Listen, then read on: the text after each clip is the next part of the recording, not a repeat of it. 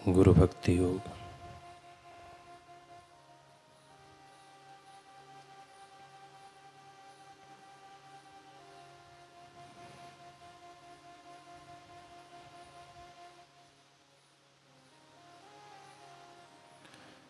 मुक्तात्मा गुरु की सेवा, उनकी लिखी हुई पुस्तकों का अभ्यास और उनकी पवित्र मूर्ति का ध्यान, यह गुरु भक्ति विकसित करने का सुनहरा मार्ग है।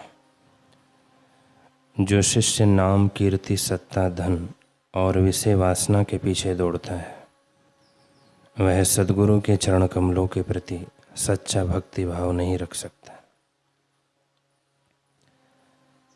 शिक्षा का क्षेत्र बहुत ही विशाल है और ज्ञान प्राप्ति की संभावनाएं अपार है, अतः गुरु की आवश्यकता अनिवार्य है। तैत्तिरीय उपनिषद कहती है, अब ज्ञान के विषय में बात करते हैं। आचार्य प्रथम स्वरूप है, शिष्य आखिरी स्वरूप है। ज्ञान इन दोनों के बीच की कड़ी है और उपदेश वह माध्यम है जो यह समन्वय कराता है। यह ज्ञान का क्षेत्र है।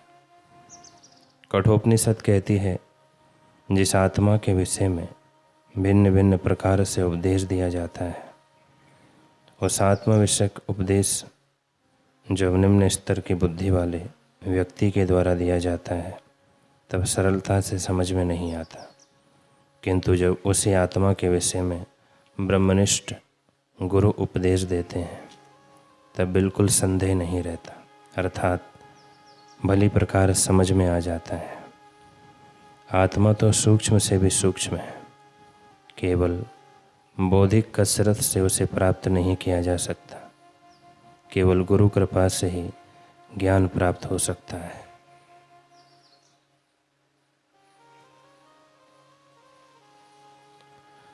जो शिष्य गुरु की शरण में गया है, जो सच्चे मन से गुरु की सेवा करता है, जिसकी गुरु भक्ति अद्भुत है, उसे शोक, विषाद, भय, पीड़ा, दुख या अज्ञान का असर नहीं होता।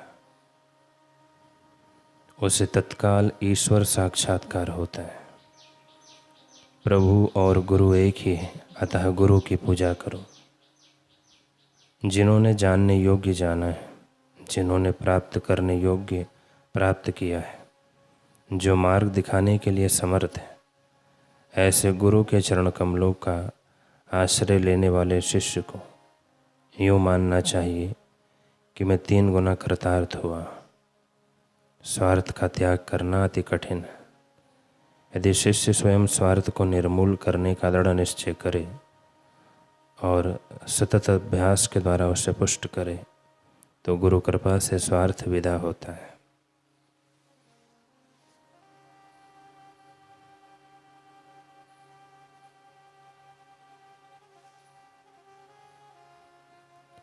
शिष्य अगर जितनी संभव हो सके उतनी व्यवहारू रीति से, तत्परता से एवं निश्चय पूर्वक गुरु के आदेशों का पालन करने का प्रयास करेगा तो उसे प्रभु का साक्षात्कार होगा।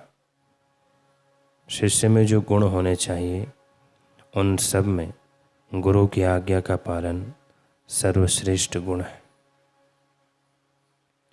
गुरु को केवल तत्व मानकर उनकी देह का अनादर करेंगे तो हम निगुरे रह जाएंगे। जिस देह में वह तत्व प्रकट होता है, वह देह भी चिन्ह में आनंद स्वरूप हो जाती है। ईश्वर ही गुरु के रूप में दिखते हैं। ऐसे सर्वात्मा अपने गुरु की आरोग्यता के लिए जो लगा रहता है, वह मनुष्य धन्य है।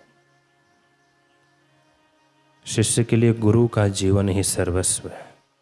इसलिए शास्त्र में आता है, राम जी अपने तन मन धन अपने सद्गुरु के चरणों में समर्पित कर दो, जिन्होंने तुमको सुख या मोक्ष का मार्ग दिखाया है। आनंद नामक समर्थ रामदास जी का एक ऐसा ही शिष्य था जो अपने गुरुदेव के लिए सब कुछ करने को सदैव तैयार रहता था।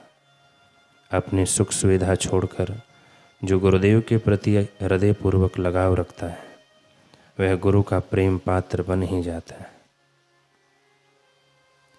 समर्थ रामदास जी आनंद को बहुत प्यार करते थे। यह देखकर अन्य शिष्यों को ईर्ष्या होने लगी। वे सोचते, हम भी शिष्य हैं, हम भी गुरुदेव की सेवा करते हैं। फिर वे गुरुदेव हमसे ज़्यादा आनंद को प्यार करते हैं। ईर्ष्यालु शिष्यों को सीख देने के लिए एक बार समर्थ रामदास जी ने एक युक्ति की। अपने पैर में कच्चा आम बांधकर ऊपर कपड़े की पट्टी बांध दी। फिर पीड़ा से चिल्लाने लगे, पैर में फोड़ा निकला है, बहुत दर्द करता है। आहा ओह। कुछ दिनों में वह आम पक गया और उसका पीला रस बहने लगा। गुरुजी दर्द से ज़्यादा कराने लगे। उन्होंने सब शिष्यों को बुलाकर कहा, अब फोड़ा पक गया है, फट गया है, इसमें से मवाद निकल रहा है, मैं दर्द से मरा जा रहा हूँ, कोई मेरी सेवा करो। ये फोड़ा कोई अपने मुंह से चूस ले तो पीड़ा मिट सकती है। सब शिष्य एक दूसरे का मुंह ताकने लगे। बहाने बना बना कर सब एक एक कर खिसकने लगे। शिष्य आनंद को पता चला। वह तुरंत आया और गुरुदेव के पैर को अपना मुंह लगाकर फोड़े का मवाद चूसने लगा। आनंद को देखकर गुरुदेव का हृदय भर आया। वे बोले, बस आनंद, बस, मेरी पीड़ा चली गई।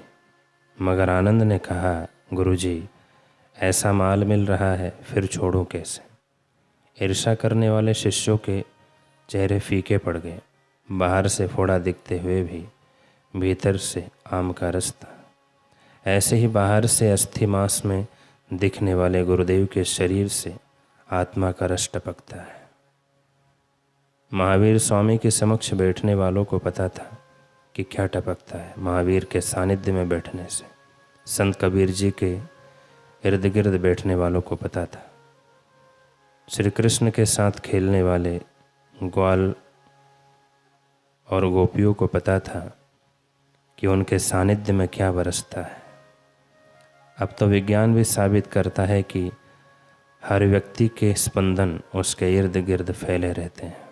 लोभी और क्रोधी के इर्द गिर्द राजसी तामसी स्पंदन फैले रहते हैं और संत महापुरुषों के, सद्गुरु के इर्द गिर्द आनंद, शांति के स्पंदन फैले रहते हैं।